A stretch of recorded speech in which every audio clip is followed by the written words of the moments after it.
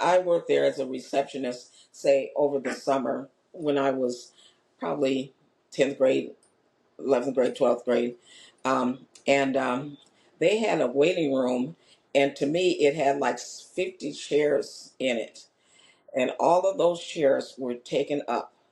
And so to me, I thought other doctors, their offices were like that. And I am not going to a doctor because I don't want to sit here and wait all day. And my father, he had other other practitioners in his office. So there was like a physical therapist, a gynecologist, an internist, a surgeon, uh, a lab, an X-ray, um, a dentist, an ophthalmologist, um, and I,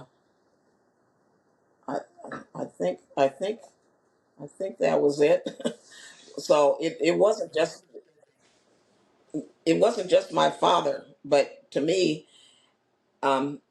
it was my father, because I was behind the receptionist desk. So they would sign in, and then they would be called, and I don't know where they would go, because say they went to the nurse first and then they would go to the doctor. So I said, oh man, I am not going to a doctor to be sitting in a waiting room with um 50 people.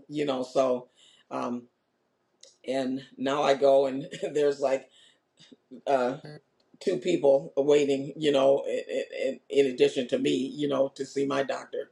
So, and that was what, like, one time, um, my father, I think one of his employees stole some money, maybe about $35,000, and this by this time I was out of the house.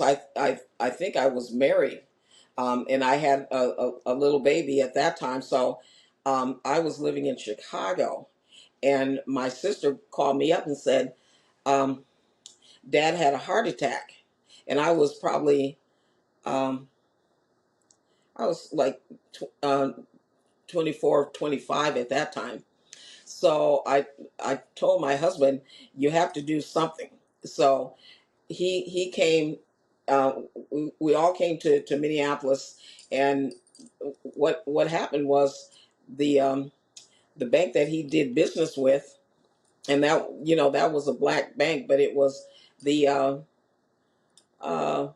First National Plymouth or something like that, like First National Bank Plymouth, and they didn't want to lend him any money, even though, like my brother said, they were depositing like $700,000 in the bank, and but they didn't want to give them any money. I think um, to pay uh, this money that was stolen. They still had to pay the taxes on it.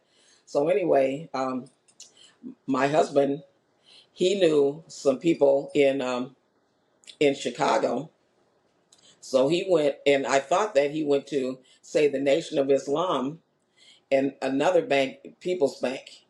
And so People's Bank, they decided to lend him the money, but they sent a representative to Dad's office to see if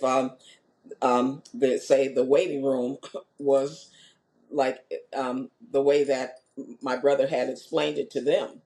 And so when the representative came and they saw all these chairs were filled, and so they got back with the president and said, um, you know, they're telling the truth.